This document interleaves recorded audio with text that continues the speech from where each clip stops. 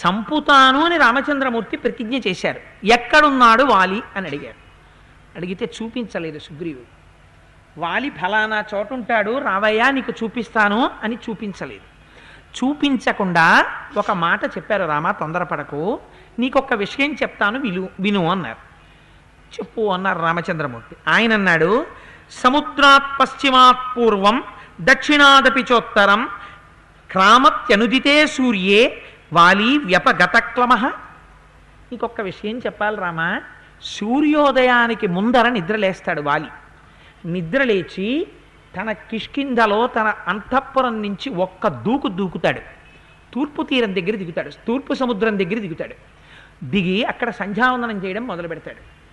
అక్కడ అర్ఘ్యం ఇస్తాడు. అక్కడి నుంచి ఎగిరి పశ్చిమ సముద్రం నుంచి తూర్పు సముద్రం దగ్గర దూకుతాడు. ఒకే దూకులో ఎంత వేగంగా దూకుతాడో చూడండి. ఈలోగా సూర్యోదయం అవకముందు మళ్ళీ తూర్పు సముద్రం దగ్గరికి వస్తాడు. అక్కడ సూర్యోపస్థానం చేస్తాడు. మళ్ళీ అక్కడి నుంచి ఒక్క దూకుతాడు, ఉత్తర సముద్రం దగ్గరికి ఎడతాడు. అక్కడ అర్ఘ్యం ఇస్తాడు. మళ్ళీ అక్కడ నుంచి ఒక్క దూకుతాడు, దక్షిణ సముద్రం దగ్గరికి ఎడతాడు. ఇలా 4 సముద్రాల దగ్గర సంధ్యావందనం చేస్తాడు. ఎందుకు అలా చేయడం అంటే, సూర్యోదయానికి ముందు లేచిన వాడు మళ్ళీ సూర్యోదయం అయ్యే లోపల 4 సముద్రాల దగ్గరికి ఒక్కొక్క గంతులో వెళ్ళి సంధ్యావందనం పూర్తి చేయగలడు. అంత శక్తి ఉన్నవాడు. దానితో పాటు ఇంకొక విషయం చెప్పనా రామా, ఇలా రా అని ఇంకొక చోటుకి తీసుకెళ్ళాడు. ఈ పర్వతం వంక చూడు అన్నాడు. చూసావా ఈ పర్వతాలు ఎంతెంత ఉన్నాయి, శిఖరాలు ఎంత పెద్ద పెద్ద శిఖరాలు చూసావా? ఒక్కొక్క దాంట్లో 150 ఫ్లాట్లు ఉన్న అపార్ట్మెంట్ ఎలా ఉంటుందో అంతంత శిఖరాలు ఉన్నాయి కదా.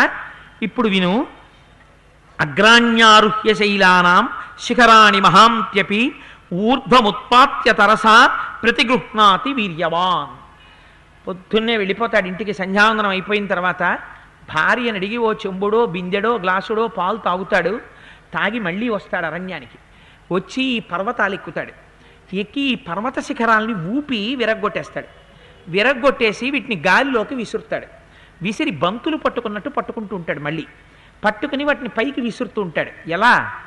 ఈ చేత్తో ఓ శిఖరం, ఈ చేత్తో ఓ శిఖరం పట్టుకుని గాలిలోకి ఎగరేసి బంతులు పట్టుకుని ఆడుకుంటూ ఉంటాడు. విన్నావా రామా, ఇలా రా అని ఇంకో చోటికి తీసుకెళ్ళారు.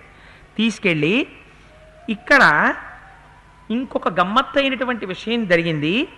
వీర్యోత్సేకేన దుష్టాత్మ వరదానాక్షమోహిత జగామ సుమహాకాయ సముద్రం సరితాంపతిం. పూర్వకాలంలో దుందుభి అని రాక్షసుడు ఉండేవాడు. వాడికి ఒళ్ళు పొగరెక్కింది రామా. వాడికి బలం ఉంది. ఎందుచేత అంటే వాడు వరాలు పొందాడు. వాడికి ఒంట్లో బలం ఉంది కదా అని ఏం చేస్తాడు? ఆ బలాన్ని ఎవరినో ఉండి కొట్టాలి. ఒంట్లో బలం ఉంది, అందుకని వాడికి ఏంటంటే రోజు వాడు ఉండాలి కొట్టడానికి. వీడితో దెబ్బలు తినాలి వాడు. వీడితో వాడు యుద్ధం చేయాలి. పని వాడు దెబ్బలు తినేస్తే వీడు ఊరుకోడు. వాడు వీడితో యుద్ధం చేయాలి. వాడిని వీడు చావగొట్టేస్తాడు. వాడికి ముక్కులోంచి నోటంటా చెవులంటా నెత్తురు వచ్చి వాడు చచ్చిపోయాక వాడు వెళ్ళిపోతుంటాడు. వాడికి అదో అలవాటు ఆ దుందుబికి. ఎందుకంటే కండకావరం నాకు బలం ఉందని. అందుకని అటువంటి వాడు ఒక రోజున సముద్రుడి దగ్గరికి వెళ్ళాడు.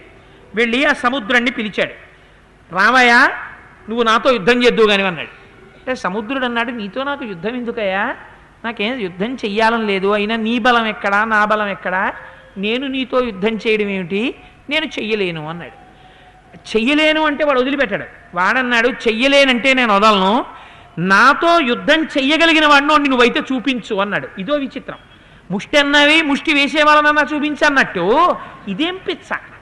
నువ్వన్నా యుద్ధం చెయ్యి, లేకపోతే యుద్ధం నాతో చేసేవాడి పేరు ఒకటి చెప్పన్నాడు. ఇంకా వాడి లిస్టులో పేర్లు అయిపోయాయి అప్పటికి. ఆయన అన్నాడు, అబ్బో నీకు చాలా కండకావరంగా ఉందిరా. శైలరాజో మహారణ్యే తపస్వి శరణం పరం శంకర శ్వశరో నామ్నా హిమవానితి విశ్రుత గుహాప్రశ్రవణోపేతో బహుకందర నిర్ఘర స సమర్థస్తవ ప్రీతి అతులాం కర్తుమాహవే. హిమవంతుడని ఉత్తర భారతదేశంలో ఒక పెద్ద పర్వతం ఉందయా. అది మంచు పర్వతం. పెద్ద పెద్ద శిఖరాలు ఉంటాయి. ఆయన కూతురు పార్వతీదేవి. ఆ పార్వతీదేవిని పరమశివుడికిచ్చి వివాహం చేశారు. శంకరుడికి ఆయన సాక్షాత్తు మామగారు. ఆయన మీద పెద్ద పెద్ద సెలయేళ్లు ప్రవహిస్తుంటాయి. ఎన్నో గుహలు ఉంటాయి. పెద్ద పెద్ద ఋషులు తపస్సు చేస్తుంటారు. వెళ్ళి ఆ హిమవంతుడితో యుద్ధం చేయవయ్యా అన్నాడు. అంటే వీడు వెంటనే ఎగిరి అక్కడికి వెళ్ళాడు. వెళ్ళి మామూలుగా పిలిస్తేనే చెయ్యిని యుద్ధం అంటున్నారు, వీళ్ళని రెచ్చగొట్టేయాలనుకున్నాడు. అనుకుని ఆ పర్వతం ఎక్కాడు.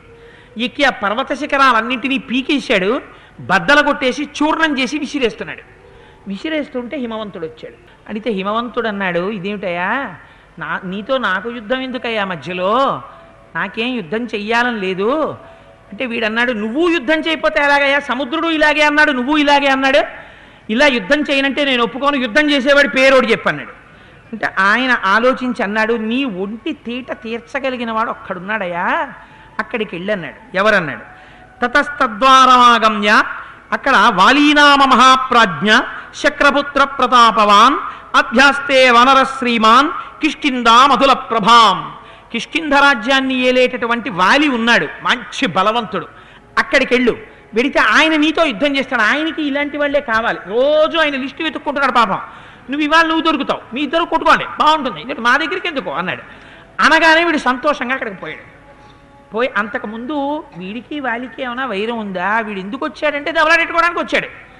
దెబ్బలాటెట్టుకోవడానికి వచ్చిన వాడి పరిస్థితి దెబ్బలాటెట్టుకోవడానికే వచ్చినట్టు ఉంటుంది వాడికి. మీరు ఎన్ని మంచి మాటలు చెప్పినా వాడు వినడు, వాడికి కావలసింది దెబ్బలాటే. అందుకని ఎంత అంటే మనుష్యుల యొక్క ప్రవృత్తి ఎలా ఉంటుందో, మనస్సులు ఎలా ఉంటాయో చూపిస్తారు మహర్షి. చూడండి, వాడు నిష్కారణంగా ఎన్ని మాటలు మాట్లాడేశాడంటే అక్కడికి వచ్చాడు. తతస్తద్వారమాగమ్య కిష్కింధాయా మహాబల ననర్దకంపయన్ భూమిం దుందుభిర్దుందిభిర్యథ సమీపస్థాన్ ద్రుమాన్ భంజన్ వసుధాం ధారయన్ ఖురైః విషాణేన్నోల్లిఖన్ దర్పాత్ తద్వారం విరదో యథా అధమాధారయిష్యామి క్రోధమద్యానిశామి మాం. అక్కడికి వెళ్ళాట, డెక్కలతో భూమిని అంతటినీ లాగేస్తున్నాడు. ఆ కిష్కింధకుండ ద్వారాన్ని తోషవతల పారేస్తున్నాడు.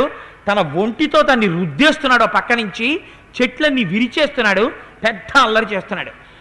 వాలి బయటికి వచ్చాడు. వీళ్ళందరూ భయపడిపోయి బాబాయ్ వీడెవడో వచ్చాడని వాలికి చెప్పారు. ఆయన పాపని నిద్రపోతున్నాడు. భార్యలతో కామమోహితుడై రమిస్తున్నాడు.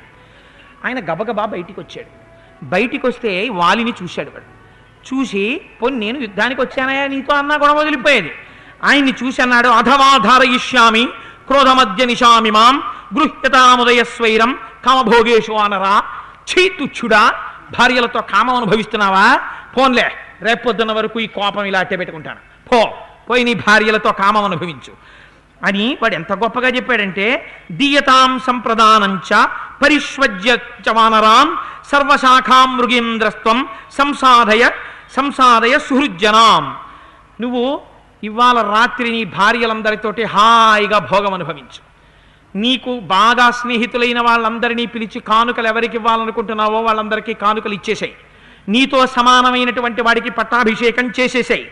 తర్వాత యోహిమత్తం ప్రమత్తం వా సుప్తం వా రహితం భృజం హన్యాచ్చ భ్రూణలోకే తద్విధం మదమోహితం. నువ్వు తాగి ఉన్నవాణ్ణి, భార్యతో రమిస్తున్నవాణ్ణి, కామమోహితుడైన వాణ్ణి, అప్రమత్తంగా లేనివాణ్ణి, యుద్ధం నుంచి పారిపోతున్నవాణ్ణి, ఆయుధం లేనివాణ్ణి చంపితే పసిపిల్లండి చంపిన పాపం వస్తుంది, అందుకు నిన్ను వదిలేస్తున్నాడు. అందుకని వాడు వచ్చి ఇన్ని మాటలు చెప్పి యవరాజ్య పట్టాభిషేకం చేసేయి, నీ భార్యలతో రమించు, నీ స్నేహితులకి కానుకలు ఇచ్చేసేయి, నువ్వు తాగున్నావు, పైగా భార్యలతో రమిస్తున్నావు, అందుకని ఇవాళ రాత్రికి వదిలేస్తున్నాను. ఎల్లాగో అల్లా కోపం కడుపులో పెట్టుకుని ఇక్కడ కూర్చుంటాను, రేపొద్దునే రా చంపవతలు మారేస్తాను నేను. ఏమిటో చాలా తేలిగ్గా, ఇవ్వండి మేస్టారు మీ బట్ట కుట్టేస్తానన్నట్టు చెప్పాడు వాడు. చెప్తే వాడన్నాడు, ఆ వచ్చినవాడు తక్కువవాడు ఏమిటి వాలి, వాడన్నాడు ఇవన్నీ విని, ఒరే నువ్వు నా గురించి ఏమంత బెంగ పెట్టుకోక్కర్లేదురా, నేను తాగి ఉన్నా కూడా అది వీరరసం తాగిన వాడితో సమానం రా యుద్ధానికి అన్నాడు. భార్యలు వచ్చి అన్నారు, పోనిద్దరు వీళ్ళోళ్ళు పాపం అడ్డుపడి ఊరుకోండి అని ఎదురెడుతుంటారు. ఆ కొప్పులు ఊడిపోతుంటాయి, వీళ్ళోళ్ళు చారగా దొరుకుతారు, వీళ్ళని దోసేసి యుద్ధాలకు పోతుంటారు. అందుకని ఆ భార్యల్ని దోహేసి వాడు యుద్ధానికి వెళ్ళిపోయి ఇద్దరు కొట్టుకుంటున్నారు. ఆ ఇంద్రుడిచ్చినటువంటి మాల మెళ్ళో వేసుకుని ఆ వచ్చినటువంటి దుందుబిని ఆ తలకాయ మీద ఒక్క గుద్దాడు వాలి. అంతే, ఓవర్ హెడ్ వాటర్ ట్యాంక్ బీటలు ఇచ్చేసినట్టు వీడి ముక్కుల్లోంచి, చెవుల్లోంచి, నోట్లోంచి నెత్తురుగారి కింద పడిపోయాడు. అంత మాత్రానికి వాడు అరుపులు అరిచాడు. ఎందుకో వెంటనే వాలి లేచాడు, మళ్ళీ వాళ్ళని పొడుస్తుంటే వాలి చూశాడు. పిడిగుద్దులతోటి, మోచేతులతో, కాళ్ళతో, పాదాలతో, వాడికి ఎంత సరదాయో అనుకోకుండా వచ్చిన ఆహారం. వాడు వీడిని చావగొట్టేశాడు. వీడు చచ్చిపోయాడు కింద పడి. చచ్చిపోగానే వీడు ఊరుకుంటాడా? వీడికి అసలే దొరికినటువంటి ఆహారం ఇది. వాడు ఆ చచ్చిపోయిన శవాన్ని పైకెత్తాడు. పైకెత్తి తం తోలయిత్వా బాహుభ్యాం గత సత్వమచేతనం చిక్షేప బలవాన్ వాలి వేగే నైకేన యోజనం. గిర్ర గిర్ర గిర్ర గిర్ర గిర్ర తిప్పి ఆ రాక్షసుడి శరీరాన్ని విసిరిశాడు. అది యోజనం అవతల దూరం నెత్తురు నోట్లోంచి ఇలా కారిపోతూ ఎర్రటి రక్తం కారిపోతుండగా శరీరం అలా గాల్లో యోజన దూరం ఎగురుకుంటూ ఎగురుకుంటూ వెళ్ళి ఆ విసరణంలో చూసుకోలేదు. మతంగ మహర్షి ఆశ్రమం దగ్గర పడిపోయింది. పడిపోవడంలో ఆశ్రమం అంతా నెత్తురు పడింది. పడేటప్పటికి మహర్షి బయటికి వచ్చారు. ఎవడురా ఒళ్ళు కొవ్వెక్కి దుందుబి కళేబరాన్ని ఇటు విసిరినవాడు దివ్య దృష్టితో చూశారు. కొడుకుని పెంచినట్టు పెంచాన్రా ఈ ఆశ్రమాన్ని, ఈ అరణ్యాన్ని. ఎవడో దౌర్భాగ్యుడు ఒక శరీరాన్ని విసిరాడు, నెత్తురంతా వచ్చి ఇక్కడ పడింది. ఎవడు ఆ శరీరాన్ని విసిరాడో ఆ దౌర్భాగ్యుడు ఇక్కడికి వస్తే వాడి తల 1000 వ్రక్కలైపోతుంది అన్నాడు ఆయన. వాడు మరణిస్తాడు అన్నాడు అని వానరములకు 1 డే నోటీస్ ఇచ్చాడు ఆయన. ఇక్కడ మీ అందరూ మీ చిత్తం వచ్చినట్టు తిరుగుతున్నారు. వాలికి సంబంధించిన ఎవడైనా సరే ఇక్కడ చెట్లని పాడి చేస్తూ తిరిగితే రేపటి తర్వాత వాళ్ళు మరణిస్తారని శపిస్తాను. శపించే లోపల మీ అంతా మీరు ఖాళీ చేసి వెళ్ళిపోండి అన్నాడు. అలా శాపం ఇవ్వకముందే వానరులు అందరూ కట్టకట్టుకుని మలయ పర్వతాన్ని ఖాళీ చేసి పారిపోయారు వాలి దగ్గరికి. ఇదేమిటో మీ అందరూ ఇక్కడికి వచ్చేసారు, ఎందుకు మలయ పర్వతం మించి అన్నాడు ఆయన.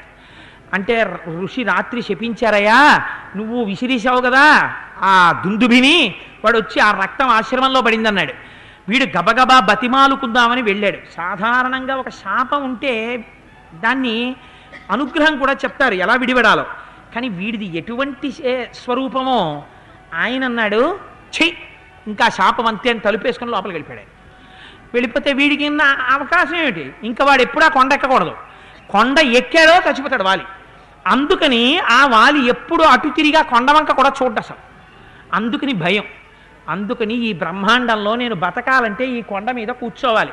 అందుకని రామా నేను ఈ కొండ మీద ఉంటూ ఉంటాను. ఇంతకీ నేను ఎందుకు తీసుకొచ్చానో తెలుసా?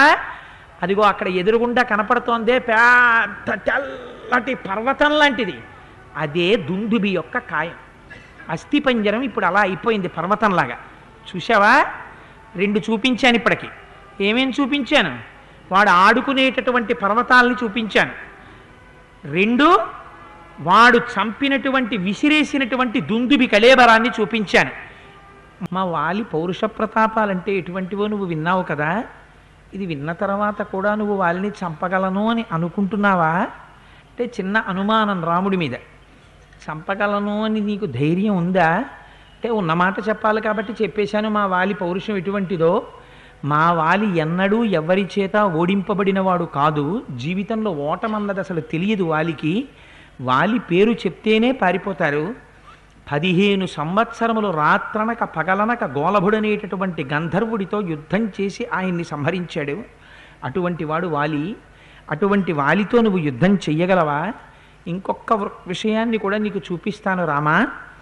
ఇమేచ విపులాశాల సప్త శాఖావలంబిన ఎత్రీకం ఘటతే వాలి నిష్పత్రయితు మోజసా. మా వాలి ఇదిగో 7 సాలవృక్షములు వరుసగా ఉన్నాయి కదా. ఈ సాలవృక్షం అంటే చాలా గట్టిగా ఉంటుంది. ఆ సాలవృక్షానికి పచ్చి ఆకులతో ఉంటుంది. మా వాలి ప్రతిరోజు సంధ్యావందనం అయిపోయిన తర్వాత ఇంటికి వెళ్ళి కాసిన పాలు తాగి ఇక్కడికి వస్తుంటాడు. వచ్చి ఈ పచ్చి సాలవృక్షాన్ని, పెద్ద సాలవృక్షాన్ని చేతులతో పట్టుకుని కదుపుతాడు. కదిపితే పచ్చి ఆకులతో ఉన్నటువంటి సాలవృక్షానికి ఉన్న చిగురుటాకులు కూడా రాలిపోతాయి. రాలిపోయి మోడుగా నిలబడుతుంది. వాలి బలం అటువంటిది.